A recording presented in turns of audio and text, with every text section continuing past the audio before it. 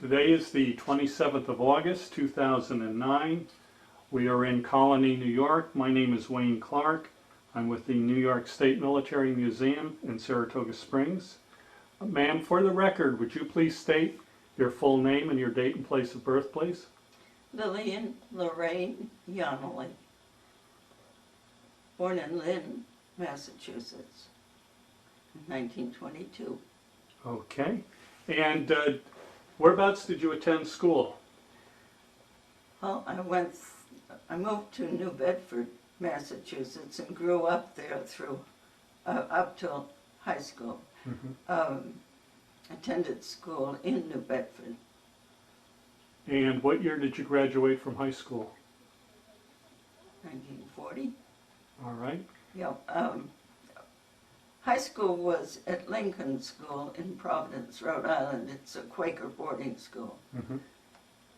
Yes, at that point my father remarried because he was divorced before, and he started a family, a second family, and I flew the coop. So. And you went on to some schooling after high school? I went to Catherine Gibbs Secretarial School in New York, in New York City, and at the same time, occasionally on weekends, I took flying instruction, and I finally got my private pilot license. All right. And whereabouts did you take that instruction? Oh, on Long Island, various places. I did start in Massachusetts at Rochester, which was a little field, actually, with 2 airplanes. What kind of soloed there, and then when that was in the summer before Catherine Gibbs. I think my father thought it'd be a good idea for me to tackle something else rather than see how I could drive his car.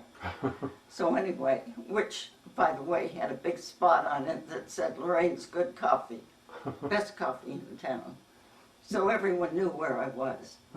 Anyhow, when I went to Catherine Gibbs, I lived in New York City, and I flew on weekends. Now, what kind of airplanes did you train on? Oh, mostly Cubs, some Aeroncas. Yeah, J3 Cub. Now, had there been anybody else in your family that had flown? My aunt and uncle both started flying at the same small airport I did in Massachusetts. And they ended up with commercials, both of them, and with airplanes. So. Okay. Now, at that point, you just had a private license? Yeah. I had a private license and I was looking for a job, and I got a secretarial job, which I had to stay in for 6 months because that was the requirement. After that, I tried Pan Am, didn't fit there very well, and got a job at Roman Aircraft Engineering Corporation in Bethpage, Now, Long Island. What did you do for Grumman? Well, I was secretary to the vice president for a while. They were building a new hangar, and it was going to have a new control tower. So they needed more personnel than the 2 men who were doing it at that point. So they asked my boss if he would let me go, because I had a license, so I understood a lot about flying. And I think he probably was very glad. Anyway, I was.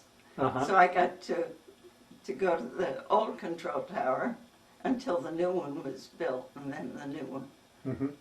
Now, were you flying during that period, No. just on weekends at all, or? Couldn't. They closed flying on Long Island because of submarines and so forth, and everything was blacked out at night. Now, what was this? This was after Pearl Harbor, or was that before? Ooh, I guess that was before it still. Okay. But I finally bought a car. Was a Model A Ford for $35. Felt really special. So I could drive to Grumman instead of taking the Long Island Railroad. All right. And do you remember much about the attack on Pearl Harbor? Where and when Did you hear about it, or? Just that it happened, and that, I think, was the final blow for getting the WASPs going. Mm-hmm. Because it was so obvious that there was going to be a shortage of men flying, Mm-hmm. and they didn't need them to be delivering airplanes back and forth or doing any of the other jobs they finally let us into. Mm-hmm. They started us out fairly small, but there was one group, Nancy Loves, that had pilots who had, 1,000 hours, some of them. Mm-hmm. They were mostly wealthy. And they had their own airplanes and so forth. And they formed a group and worked for the ferry service. Now, when did you join the WASPs? I had to be 21. And I was 21 on May 5th. When I was 21, I had already applied for the WASPs. Mm-hmm. I had a physical at Mitchell Field by a guy who had never done a girl, was interested, and passed all the way through. So I was ready to go whenever Mm-hmm. they called. And it was halfway down May when I got the telegram saying, please show up Mm-hmm. in Sweetwater, Texas for the 7th class. Now, did you have to go through any sort of aptitude tests before No. you were accepted? No, I had an interview, Mm-hmm. and I spoke with someone there, but But if you get a pilot's license, they do check you fairly Mhm. well, and I guess they figured I had what it took to Mhm. go through the training and see if I could pass. Okay. So how did you get to Sweetwater, Texas? My previous boss gave me some money to work with, loaned me some money, Uh-huh. and I went to Chicago, got a flight to Chicago and a flight down to Dallas, Mm-hmm. and then took the train. And there were a lot of gals on the train that were coming in for that class. Mm-hmm. What was that like when you arrived at Sweetwater? It was hot and dirty, Uh-huh. and it wasn't dressy, it was very casual, and it was fun. Mm-hmm. Now, Nice people. were you given uniforms at all to wear when you arrived? No, once we got out to the air base, Mhm. which was a couple of days later, we stayed at the hotel there for 2 days, Mhm. 2 nights. They gave us GI coveralls, like the mechanics wear, Mm-hmm. size 40 or up, and we weren't that big. So we went back into Sweetwater and bought heavy shoes to wear and tan pants and white shirts and an overseas cap for our uniform, Mm-hmm. and wore the zoot suits. We got 2. So we found out a good system for washing them was a scrub brush and a cake of soap, and you stand in the shower and get wet and scrub them, and then you rinse, and then you hang them on a hanger. In Texas, they dry fairly fast. Uh-huh. Now, were you wearing them when you were washing them? Yeah, Okay. the only way to do it. Uh-huh. All right. Now, what was your training like down there? Was it pretty Okay. intense? We had both flight line and ground school, Mm-hmm. and it alternated weeks. First you'd do one and the other at flying in the morning and ground school in the afternoon, Mm-hmm. and then the following week you'd reverse it. Mm-hmm. And we started off with primary, and PT-19A was the airplane. It was low wing, open cockpit, Uh-huh. and entirely different from a Cub, believe me, but great fun. What, was it easier to fly or more difficult than the Cub? Well, we did a lot of things I hadn't done before, Uh-huh. but they were explained to you, and there was no problem with doing them. Mm-hmm. You know, Did you receive any sort of aerobatic training? minimal. I think Uh-huh. the pilots like to do that too. Uh-huh. So we got loops and, of course, spins, and snap rolls, slow rolls, that kind of thing. Not anything major. You see, the Air Force pilots, the guys, were going to do combat, so they were flying in all positions. And our main thought at that time was just delivery of airplanes, just to relieve them so they could do other things. Okay. So that's what we did. At the end of primary, we had a check ride by an Army personnel. Okay, and I was going to ask you, during your training, what was your training given by civilians? Yes. Except for, well, I think mostly, PT was by Lieutenant LaRue, and he hip, hip, hop, hop, you know. He wasn't taking anything slowly, and it had to be right, and he'd call you out if you didn't do it right. And you were pooped when you finished. But he wanted healthy gals. So. Now, once you completed that primary training, did everybody in your class finish, or did some drop out? Some dropped out. Some were excused and left. You'd come back to the bay. We had 6 people. These are long barracks, but we called them bays. 6 in one room at the end, a bathroom with 2 of each, and then 6 in the next. So that's 12 girls to a bathroom of 2 of each. So it kind of got busy. But you got very quick at things. You had to fall out in position in a marching group, squadrons with a flag. And wherever we went, we sang. And now, some songs were nice. Now, what about your meals? Did you eat in the mess hall? Yeah, okay. Regular mess hall. Now, were they run by the military, or? I don't believe so. Okay. I believe most of this wasn't. Okay. Because I think Squadron was trying to find out if this would fly, if you want to call it.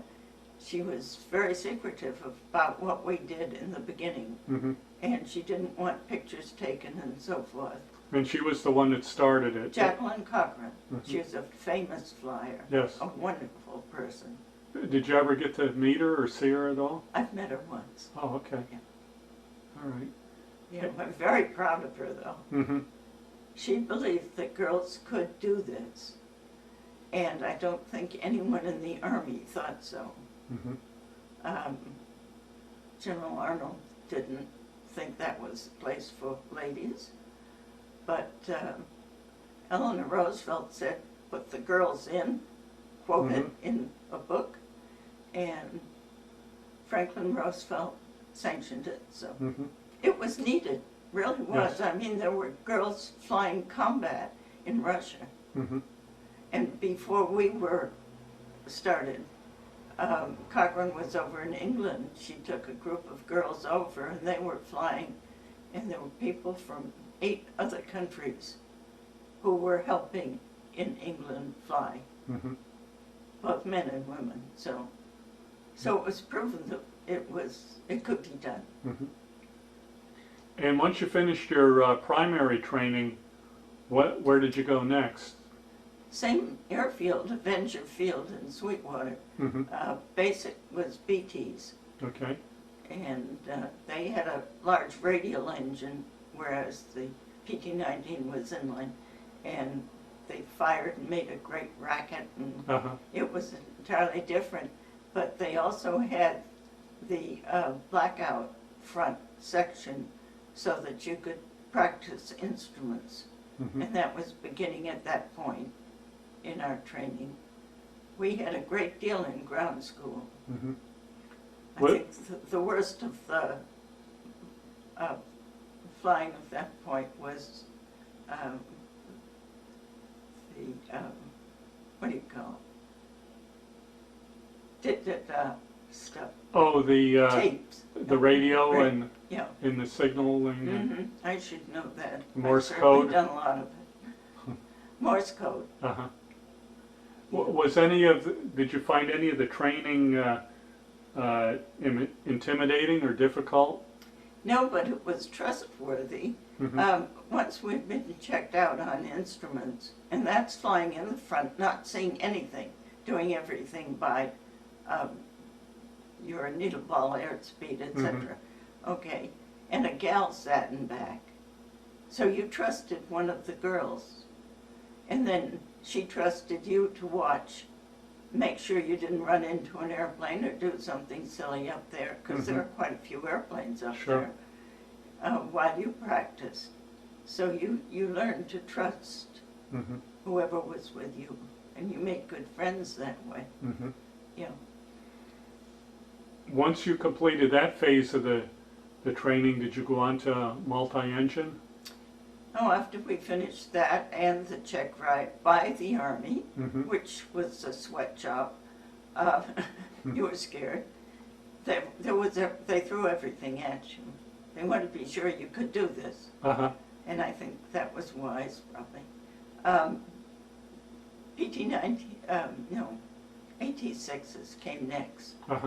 The Harvard, yes, they're used all over. They're wonderful airplanes. They'll do anything.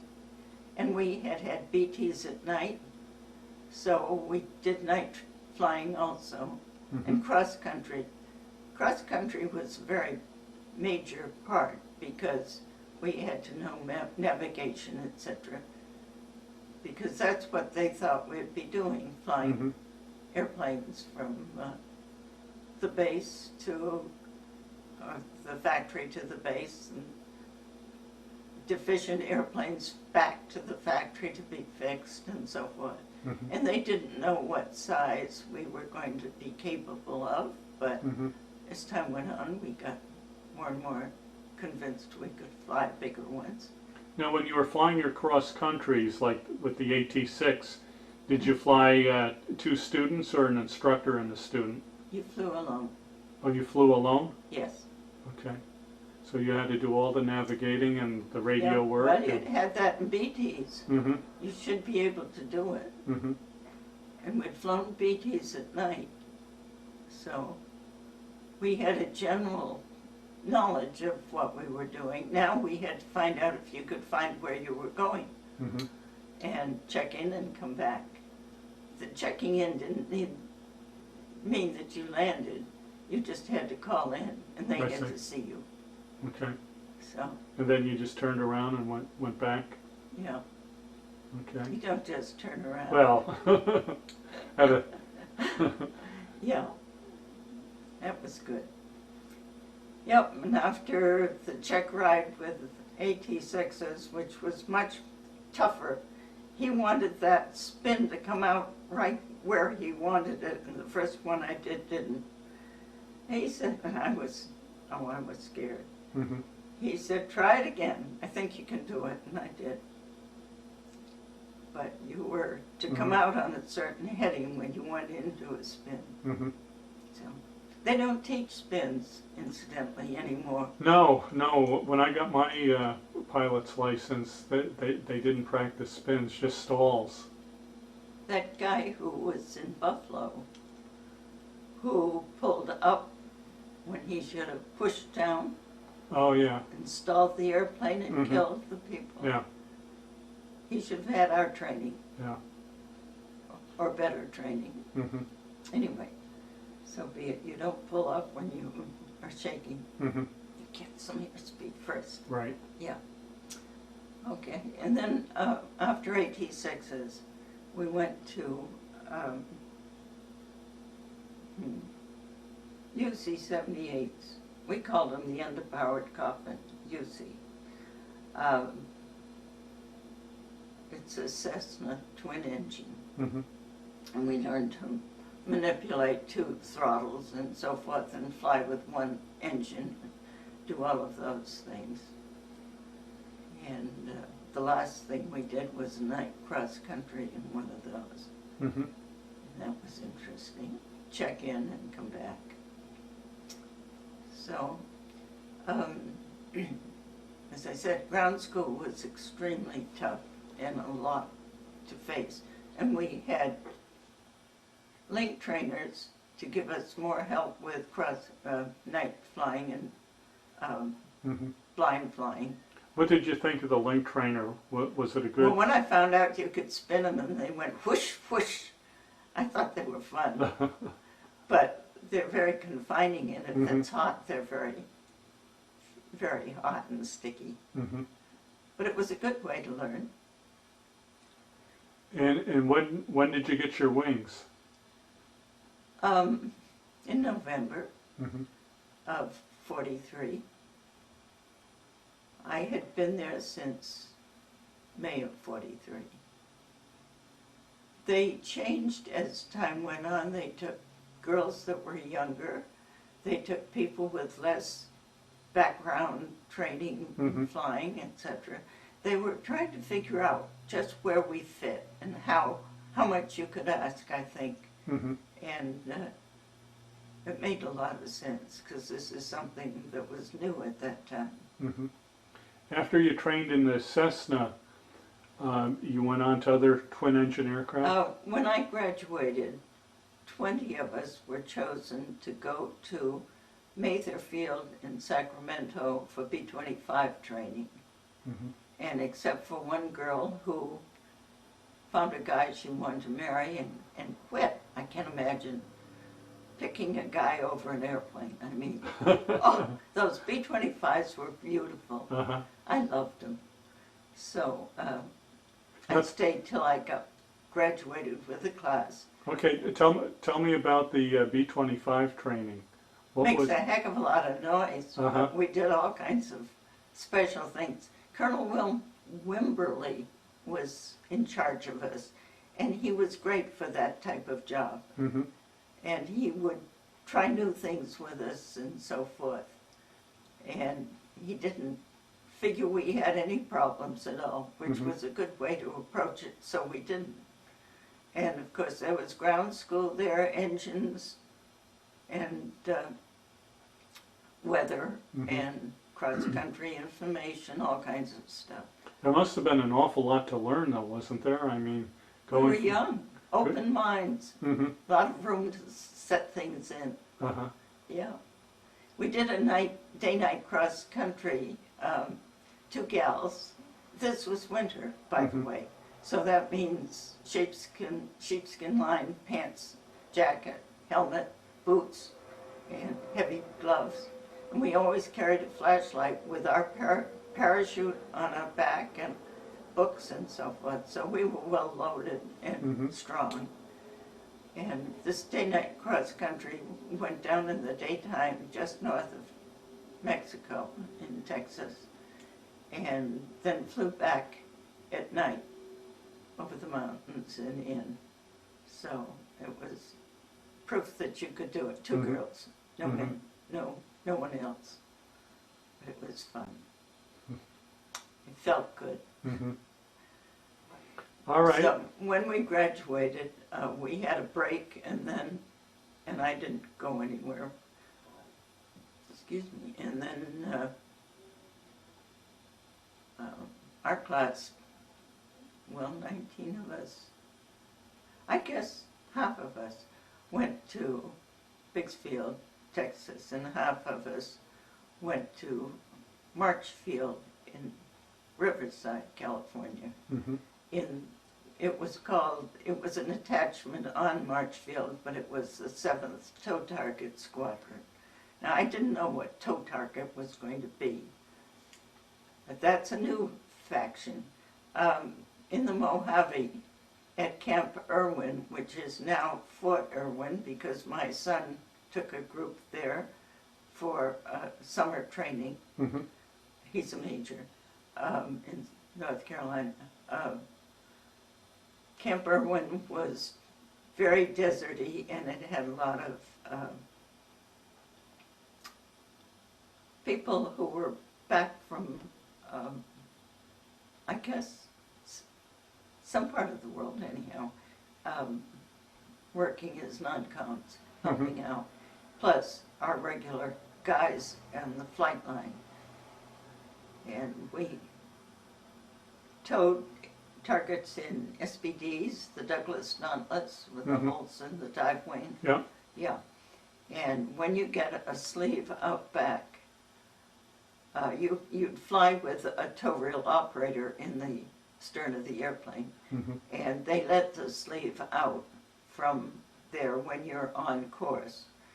And it really takes all of the power of that poor SBD. You have the throttle almost full forward. So there's a lot of drag. It's a lot of drag, yeah. That was fine, and we towed for 4 hours, two 2-hour shifts for the guys down below, and then fire live ammunition at the sleeve. And they would dip, the different groups would dip their bullets in different primary colors. There'd be the A battery and the B battery that way. And when they hit the sleeve, which was clear nylon, you could read who had made hits and who didn't. And after the 2-hour flight, you would drop the sleeve as close as you could to the battery and go off and put another sleeve on for the next 2 hours. So. How long did you do that for? Most all of the time. Toward the end, this went on until December of '44, you know. I've gone to Orlando, Florida, to learn how to be an Army air personnel. But again, as I said, I didn't like the idea of being behind a desk. That's what your friend that you mentioned before did, and she rose very well, and she had an exciting life. I had 6 kids. I chose to become married, but that's okay. We all have our priorities. So it must have been pretty heartbreaking to find out that the group was being disbanded. When I came back from Orlando, I was shipped to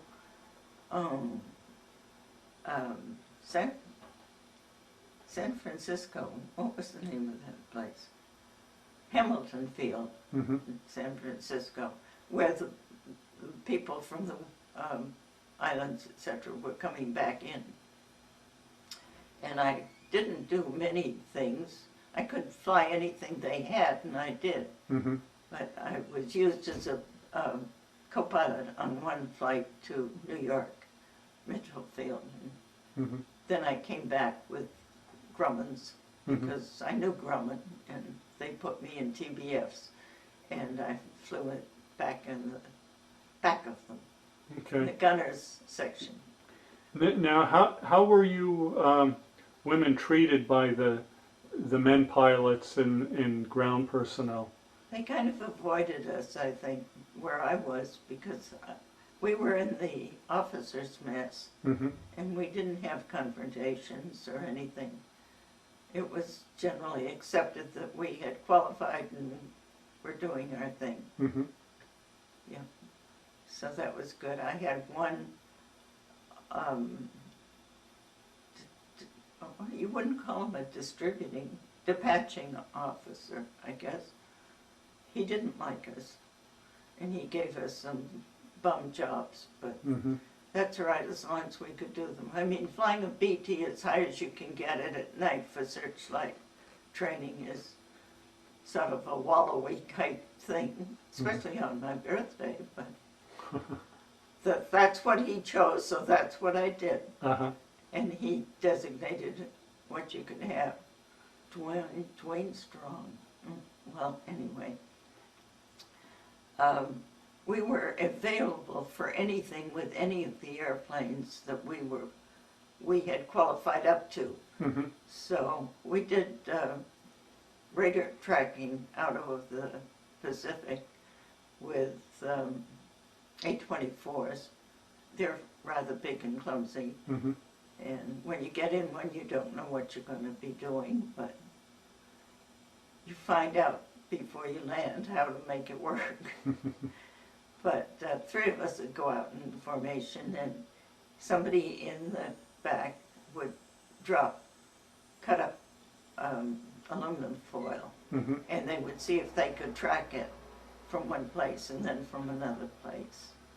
And it was the beginning of radar work, I think. It was interesting. Then we would be sent to other fields for the week, or sometimes just an RON. But we did whatever they wanted us to do with the airplane we had or what they had. Sometimes they were just tracking missions or something. Now, were you allowed to talk about the work you were doing at all? Or? We weren't exposed to people to talk to, as much as I could see. So no, it was getting more interesting for the girls because tow target work was one thing they decided they'd see if we could do, and it proved that we could. I think it was done with twin engines in other places, but we were given SBDs, so that's what we did with them. We did have one really interesting trip with the SBDs. 3 of us were asked by the head of the camp if we would come out early in the morning before everything started and do some diving on the troops which were in hollows between the hills to give them a feeling of airplanes and so forth. Yeah, we were very willing. We had a great deal of fun, you know. And stayed out for about a half an hour, a little longer, and came in. And when I landed, the fellow who took care of my airplane said, did you know that your prop is green on the ends and that your wings have green along the leading edge and that your air scoop underneath is quite green? I said, no. And I didn't hurt anybody. I didn't hit anyone. He said, no, and you came back in good shape. But he said, you were kind of low. It's got sagebrush in it. Oh. So they didn't ask us to do it again. That was too bad. We did a high level, well, not high level, but what they called equiangular firing at nighttime in twin engines, usually Beechcraft or such, with 2 of us. And without a horizon, with total blackness up there, you had to use instruments. So you'd fly by instruments, and they would aim at you, but the guns would fire to the side of you. It was done with mirrors or something. So you'd be flying along on these great bursts coming along on the side of you, and you'd better focus on what you were doing. You know? And we went into Palm Springs after that, and they had a young cadet group in their meal, and that was kind of fun too. Plus you couldn't get into March Field until about 10 in the morning because of the fog always. So flying out of it was okay, going up over the mountains into the desert, but flying into it after 10. So. What did you do during your time off? Oh, dated. Or we had a lot of things to do between us and sharing, and of course laundry and all of that stuff too. Now, They kept us pretty busy. Did you meet your husband in the service, or? Yeah, he was down on the firing line. And Ann and I went down to... Now, who was Ann? Ann is one of my WASP friends. Okay. And we were fairly close. And she met George, and I met Jim. And she married George at the end of the service. And I didn't marry Jim until he came back from Korea. He had been in England, France, Germany. Oh. And through all of the worst of that. Was he an officer or enlisted? Yes. Oh, yes. And he went through the Panama out to Korea. And was there during the typhoon and several other happenings. Finally came in. So, yes, so that's how that went. Okay. And you mentioned when the WASPs were disbanded, you went back to... When the WASPs were disbanded, they said thank you. I think they said thank you. At the time, I wasn't listening very closely. It was December 20th, and they said, get home however you can. Were you in a state of shock when you heard that? You can pick a ride or whatever. I wondered when they started this officer training at AFSAT in Orlando if there wasn't something in the wind. I mean, rumors go around all the time in the service. So when I was sent to Hamilton Field, I thought, well, this is a sort of a goodbye place, probably. I caught a B-24 part of the way, and I don't remember what I got into, whatever I could find, or I took ground transportation and showed up on the East Coast on Christmas Eve. Did they give you any sort of discharge pay or anything, or? I don't remember any. Now, did you have any sort of rank structure as a No. WASP? No, No. no rank. No. Okay. Were you allowed to keep any of your flight gear, like your flight jacket, or Nope. you had to turn I that think some girls managed to. I don't know whether they paid for it or what they did. We had just received uniforms at the very end of this time, so we didn't have uniforms until we were flying in the desert, sort of toward the end of it. And those were all, well, I had some of that, but I didn't have much, and I had been wearing pinks and greens, the men's uniform, shirts and pants, slacks. So when I got home, I didn't get home. I got married. My husband didn't want much to do with the WASPs, and he said, "Give your uniforms to the Salvation Army," and I was a fool. I did. So I don't have a uniform. No. I don't think I could wear it, even if I had it. Did you ever keep the insignia of the WASPs, the Fifinella? I have my wings. I couldn't find them this morning, so I don't know what I did with them, but I have them somewhere. Yeah, I had them made into a bracelet, but we were the last class that was the Women's Airforce Flying Training Detachment, the WFTDs. After that, they used the wing with the diamond or the lozenge in the middle. So my original wings are WFFTD. Oh, okay. So those you can't replace. No. No. So they've got to be somewhere. I've done so much changing from place to place. I've been here since November, and it's a very good situation because I'm independent of all family connections, except Jack has a great deal to do with calling me and so forth and taking me. Like, I went to Ticonderoga for a week with,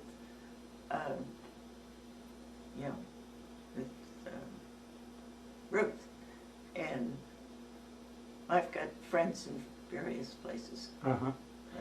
Now, once you got back into civilian life, how did you end up in the Albany area? Oh, goodness. Well, I got a job on Long Island finally. And I worked for Sperry Gyroscope Company in the lab for a bit, testing Venturis. Then I got a job as secretary to one of the head guys, Mr. Espel, and stayed there for a while, and then I left to get married. It was Department of Aeronautical Engineering. It was an interesting job, really, very much so. Okay. Worked out very well in the head honcho part of Sperry in Mineola. So I lived in Garden City at that point, at Roosevelt Field, and I bought an airplane with 3 guys. It had a radio, I'll say that for it. Uh-huh. And because my family was almost on Cape Cod, well, Mattapoisett, New Bedford, in that area, Mm-hmm. I could fly it on the fourth weekend home and just go off Montauk Point, and I didn't have to go in and take a railroad, Long Island Railroad in, and the trip out. It was so much more convenient, and I flew it other places too. Mm-hmm. Now, did your husband fly with you, or? This was before. Oh, okay. Yeah. No, Jim did take some flying lessons, but Mm-hmm. it wasn't his thing. It was mine. What about your children? Did any of them become No. pilots? No. No. No. Jim is 62. He was born in 62. Jim is a major. Mm-hmm. And yes, he took not flying lessons, but he was a Green Beret. Oh. And he jumped out of airplanes and parachuted night and day with big packs on his back and so forth. Yeah, he's done very well in the service. I'm very proud of him. He's followed the right way to go. Mm-hmm. He's very proud of what he's done. He approaches it with sincerity and so forth. Mm-hmm. Now, have you stayed in contact with the girls you were stationed with? Oh yeah, Mm-hmm. sure.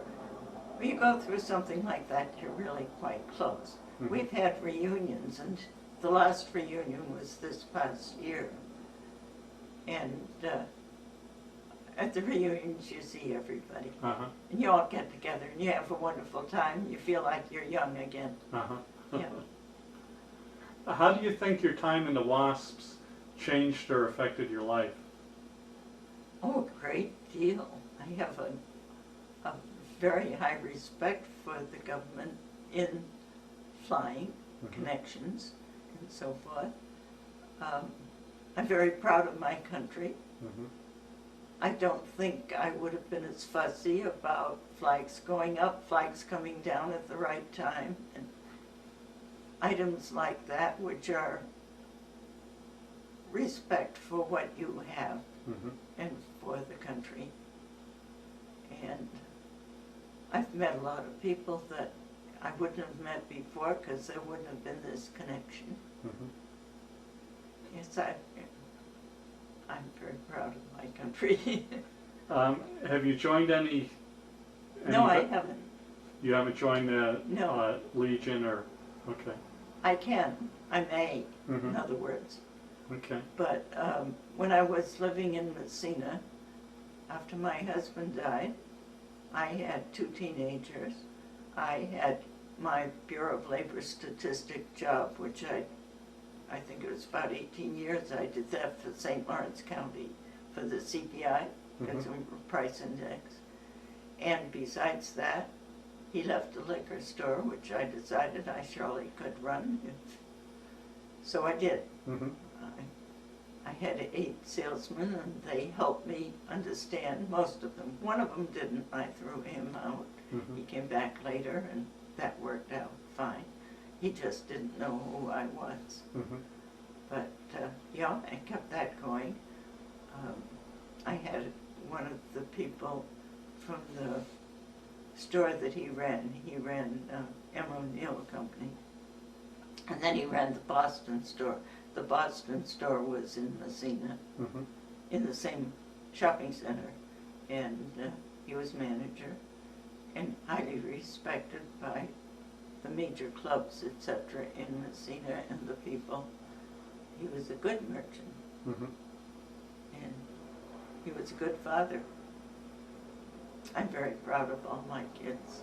I really am. Each one is doing well. Yeah.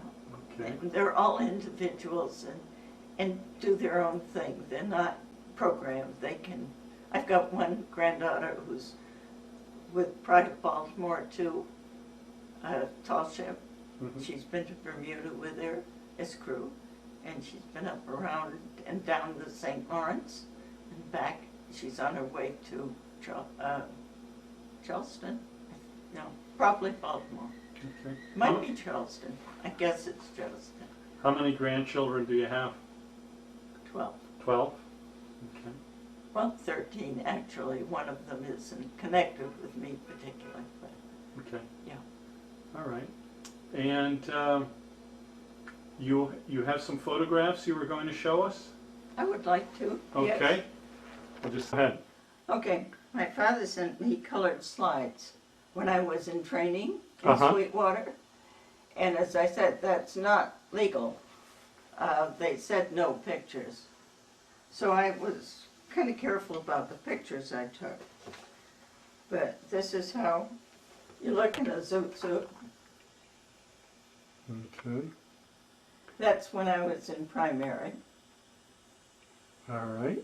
Sort of fresh from New York.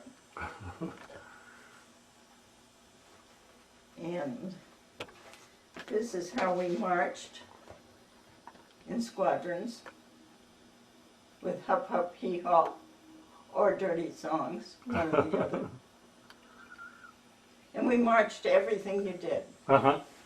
So there weren't any girls left out. That's what's next. Okay. This is in graduation from B25 school in Bedford, California. And you've taken the picture, so you're not in it. That's true. Okay. And this is in my new uniform with an SBD, which we towed in, which I didn't wear when I towed. Okay. And the SBD, was that the Douglas Dauntless? Yes. Now, there are girls that did them in other airplanes, but that's what we were given, so that's the same.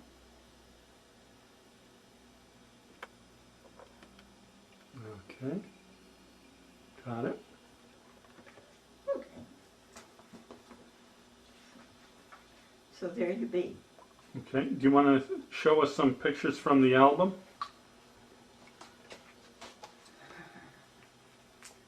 And that, let me just focus in on that insignia on the cover of the album. That's Fifanella. Okay. That's a gremlin. It's a woman gremlin. Women gremlins were safe and they helped you, and it's Walt Disney's. Okay. So it was our good luck gremlin, and we stayed with her. That's early on when no, I've got a uniform on. That's good. Is that your graduation? Nope, didn't have a uniform at graduation. That's when we finally got them. Okay. All right. I don't think there's anything else major in here except all of my qualifications. Had a commercial and an instrument rating. We lined up for what we did. And I had been in almost everything at one time. And just pictures. Okay. And most of those were taken down in Texas? Yep. Almost all of them. These are all training pictures in Texas.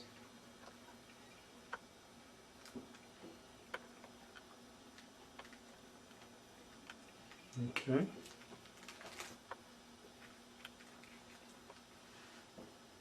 B25 pictures. I've got a slew of them. And more here and there.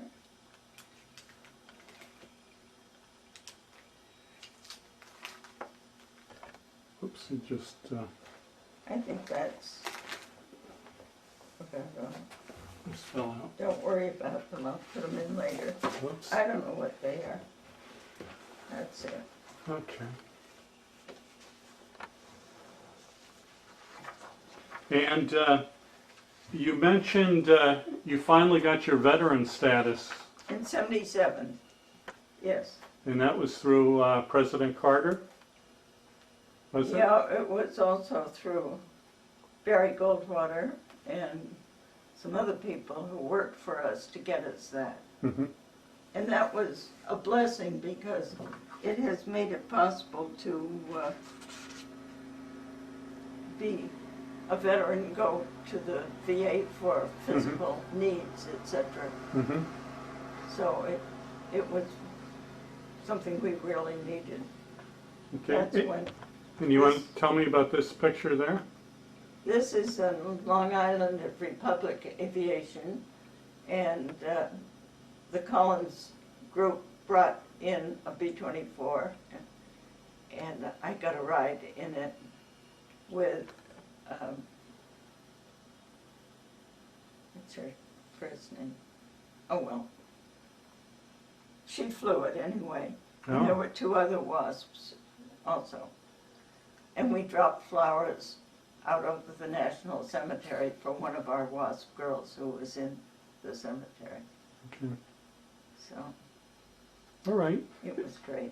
Is there anything we may have missed that you'd like to mention or talk about? Just get the books in. Oh, can you show us the book and tell us a little bit about it? This is Yankee Doodle Gals by Amy Nathan, and Betty Jane Williams knew Amy Nathan and gave her the information for the book and helped her with it. And I found the book on Amazon and decided it was the perfect book to give out throughout the United States somehow. I didn't know how. But I knew that that's what I wanted to do, and I'd started already with 3 different places in Massachusetts and given out books, and they'd been very happy with them, libraries. So my daughter decided she could help me, and we got in touch with Betty Jane Williams, and we bought over 1,000 books and kept on reordering as we needed. Sent a slip with the letter of introduction to every WASP that they could send in to pick up a book for a very minimal price. And with a little amount we made, we could pay for the shipping back to the girls. So they're distributed throughout the United States. We've got over 1,000 books out. And there's going to be a signing or something with Amy Nathan in Washington. And they asked if I would come, so Lynn said she'd drive me. So, Okay. so I'm all for it, because the WASPs were not known. Now with the Congressional Medal, we will be recognized. Yes, do you want to tell us about that and how that came about? The I don't congressional. know how it came about. I'm just glad that it did. And every woman that was a WASP is entitled to that medal. That is true. Or the family of the deceased WASPs. We lost 38 during the WASP evolution, if you want it, while we were flying. And, of course, many more since. There were 1,074 that got wings. We're down to somewhere just over 300. And a lot of them are physically unable to do a great deal. And I keep a record of the ones who are deceased in my roster. So with Lynn's help, and she's been an exceeding help, I've been able to do a lot of things I wouldn't have thought of doing. We had a couple of girls who took 50 books and paid us for them, and then distributed them. So they have done well. Okay. So anyone wants to do a thing on the WASPs, get the book. All right. All right. Thank you so much for your interview, and thank you for your service. Oh, you're most welcome.